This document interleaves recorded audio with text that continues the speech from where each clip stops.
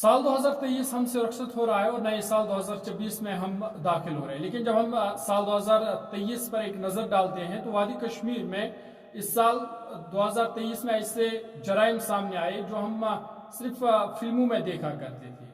और ये सारे जराइम इस वादी कश्मीर जिसे हम रेशू की सरजमीन कहते हैं, ऐसे सरजमीन पर ये दिल को दहला देने वाले, कश्मीरियत और इंसानियत को शर्मसार करने वाले ये वाक़ई कश्मीर के मुख्तलिफ इलाकों में पेश आए। इन जराइम में हमने देखा कि बीवी ने अपने आशिक के ज़रिए अपने खामद का कत्ल करवाया, वहीं खामद ने अपनी बीवी का कत्ल कराया।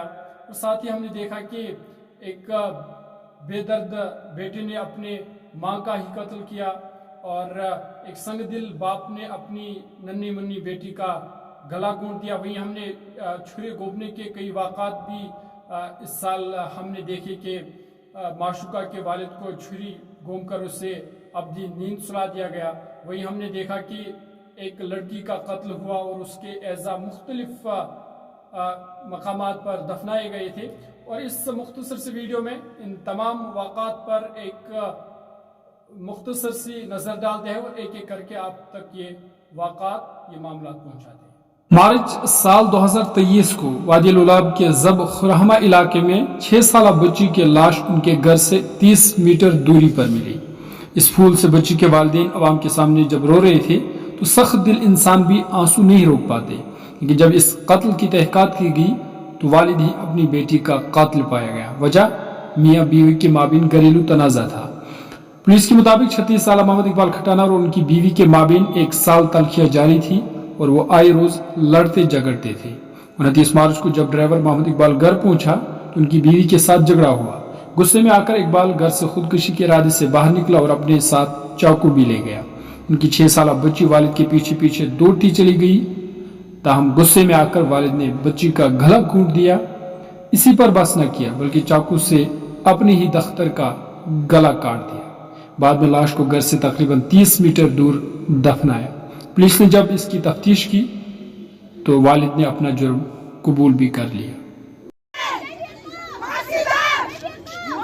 मार्च 2023 में ही वस्ती कश्मीर के बडगाम जिला में एक ऐसा दिलदोज वाक़ा रूनुमा हुआ जिससे वादी के लोग सहम गए।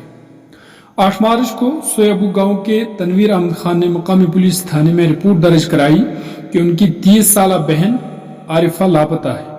खातून घर से कंप्यूटर कोचिंग के लिए निकली थी, लेकिन जब वो वापस नहीं लौटी तो उनके वालिदैन और रिश्तेदार परेशान हुए। जब पुलिस ने इस मामले की तहकीकात के दौरान मशकूक अफराद को थाने बुलाया तो पता चला कि महेंद्रपुरा गांव के एक नौजवान शब्बीर अहमद वानी ने मज़कूरा खातून का कत्ल किया था और इसके जिस्म के टुकड़े करके उनको मुख्तलिफ मकामात पर दफना भी दिया था। मकतूला के घर वालों ने मीडिया को बताया कि 45 साल शब्बीर अहमद वानी जो पेशे से तरखान था, उन्होंने उनके घर में कुछ हफ्ते कबल काम किया था।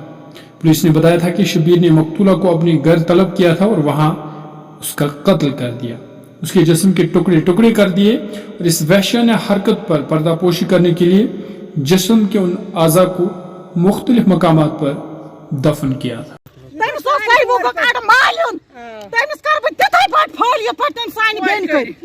2023 के आखिरी महीने दिसंबर की तीसरे रोज जिला बारामूला के सोपोर इलाके में एक खातून ने अपने शौहर की गुमशुदगी की रिपोर्ट दर्ज कराई। 2 दिसंबर को शाइस्ता नामी ये खातून रोती बलकती पुलिस के पास आई कि उनके 48 साल खाउन रियाज अहमद मीर लापता है। गुमशुदगी की शिकायत दर्ज करके जब वो वापस घर पहुंची जहां दीगर रिश्तेदारों के साथ इस खातून ने सफ़े मातम बर्पा किया, लेकिन जब पुलिस ने इस मामले की तहकीकात की तो 2 बच्चों की वालिदा शाइस्ता ने अपने आशिक वसीम अकरम लोन के साथ मिलकर शोहर का कत्ल किया था और कत्ल करके उन्होंने रियाज अहमद मीर की लाश को घर के नजदीक एक ट्रंच में दफनाया था।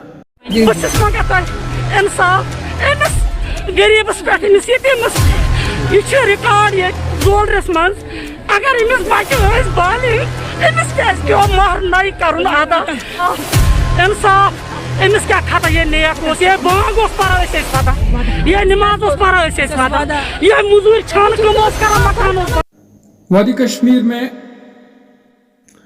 2023 में छुरी गोपने की कई वारदात भी पेश आए। श्रीनगर के बट्टामालू के रहने वाले एजाज नामी एक शख्स को एक नाबालिग लड़के ने दिन दहाड़ी सड़क पर कत्ल कर दिया। पुलिस के मुताबिक 16 साल इस मुजरिम लड़के ने 45 बरस के एजाज के जिस्म में छुरी घोंपकर उन्हें शदीद जख्मी किया और खून बहने की वजह से उनकी मौत हो गई। पुलिस का कहना था कि यह नाबालिग लड़का मकतूल की नाबालिग लड़की का माशूक था और मकतूल इस पर एतराज कर रहा था।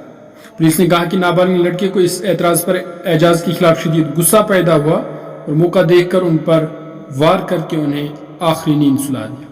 पुलिस ने कहा था कि चूंकि कातिल 16 साल लड़का है और जुर्म संगीन भी है, इसलिए वो अदालत का रुजू करके इसको बालिग जुमरे में लाकर कानूनी कार्रवाई करेंगे।